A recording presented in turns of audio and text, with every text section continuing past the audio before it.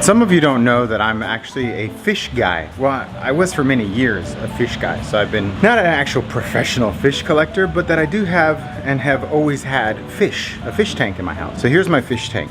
It is a 100-gallon tank up on top. And then down below, there's a secondary tank, which is about 40 gallons that circulates the water. Arowana is supposed to be a lucky fish. I think it's Chinese. Anyhow, the arowana, we've had maybe 10, 15 arowanas in the last 15, 20 years. About this big is about $60 to $100 depending on where you go. But we keep killing them. When you buy fish from a fish store, what they'll say is, you killed your fish? Well, there was nothing wrong with our tank. Bring in your water. So you bring them a cup of water, test it, and they go, we can't figure it out. But these catfish, they seem to survive, but they're totally lame fish. They never come out of their stupid little cage. There's one that's always like frantically in the corner, and then there's always a big fat one that hides under the Buddha. Why does that one stay inside and the other one go outside? Are they neurotic? I mean, is there something wrong? Do you have to medicate fish for mental disorders? It's pretty sad that I have to even think about this. I've got a little too much time on my hands. Let's go to work. I think they call this deodorant secret because it's a secret that I actually use it because I ran out of deodorant a long time ago. I just forget to tell my wife to get it for me. I'm just kidding. I just like using it. It smells so much better. It works. It's clear.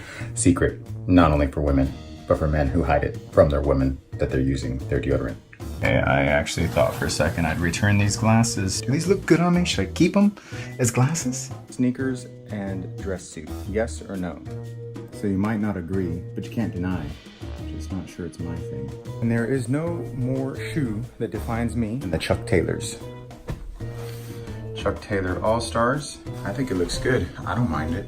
All right, maybe they don't look that great. But I see other people doing it. When I look down, it looks cool. When I look in the mirror, it looks like Although I can't help but wonder, people look at me and think I'm wearing old man shoes when I wear those slacks. And I am an old man, right? 46 is getting there. I don't know. Let's have Nicole tell me no or yes. That's right. Get someone else to decide. Who are you to judge yourself? I once went door knocking with these shoes. I regretted it probably about 30 minutes into it. I'm like, I can never door knock with Chucks. Okay, I'm ready to work. Is that a no? You don't think you look that... like a clown. A clown? That's fine if you...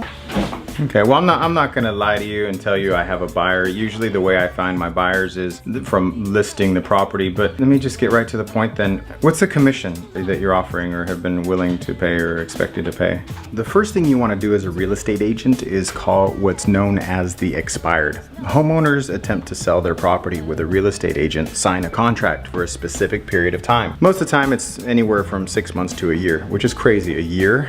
I don't wanna be selling a house for a year unless it's like a $20 million project and I get paid, by the week. Once the property falls off the market, it's called unexpired, meaning that the contract has expired. At that point, real estate agents are allowed to reach out to the individual homeowner and have a conversation about selling their house. You see, we're not allowed to have that conversation when they're under contract with another agent. It's poaching, it's totally unethical. You lose your license for doing that. But as soon as that property comes up off the market, it's fair game. So it's a common practice for real estate agents to call this list called the expired list.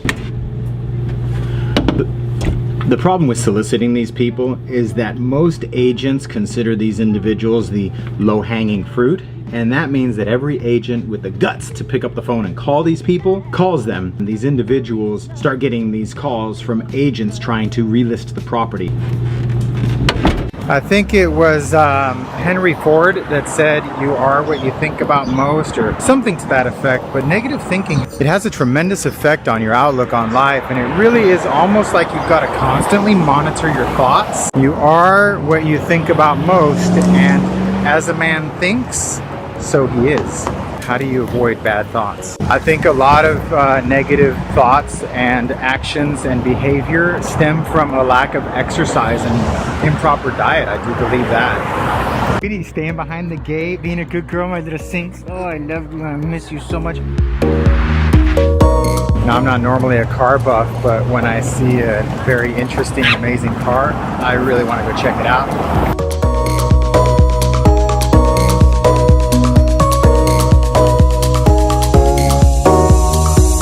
How depressing is it to wonder if that car is worth more than you earned in 2018? I had math. Math, and rotations. Rotations, what's that? Like, do other people's homework? You just jump from one desk to the other and see if they finish their homework, and then they... No? Do you guys ever play Heads Up 7-Up? No. Ever? Okay, heading into the office now. I've got to run to the bank, go trigger that credit card that I activated the other day. They sent me the actual credit card, and I got to reactivate that one. Let me see, I've got to take the packages in for printing, and I've got 4 or 5 slam packages that have got to go out. So I'm going to the office. I'm going to do a print job. Get my... I had an everything bagel. Is everything in my teeth? The awesome part about Nicole, my wife. It's funny, like this snap is seen so many times where I talk smack on that woman, but here's the good part. Things are not good, like, you know, with family, relationships, money, whatever. She's totally positive and like pep talk and like, go get him, Tiger, you can do it. But then when things are really good, she complains about everything. How does that work? Why is that possible? I want to tell you something real quick. A real interesting tip, and I don't think, I'm sure there's a book somewhere, but I don't think that I was taught this more than just self-taught this. But I want to give you guys one amazing trick on how to look more attractive. And I'm not talking about handsome or sexy, but how to look more attractive. You've seen those people out there where you're like, I don't quite get why they're attractive, but they are attractive. One of the interesting secrets to being attractive is always have this face as if you're keeping a secret that nobody knows, and if they only knew, they would be very happy that you told them. What? It's this internal chuckle, this metaphysical laughter.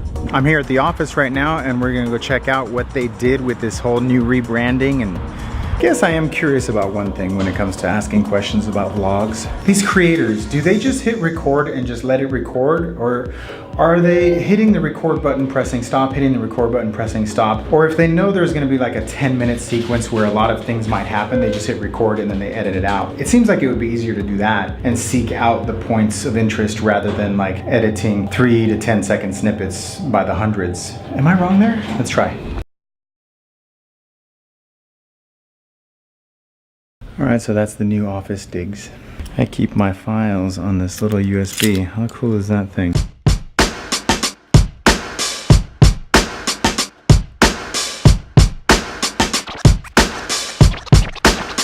Alright, I've cut a bunch of documents and now I'm ready to go hit the streets, go door knock some more.